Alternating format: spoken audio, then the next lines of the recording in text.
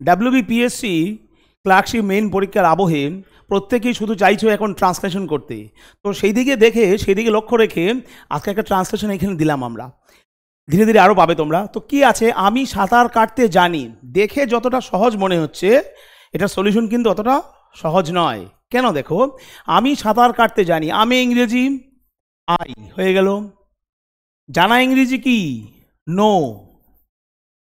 সাঁতার কাটা ইংরেজি কি? সুইমিং।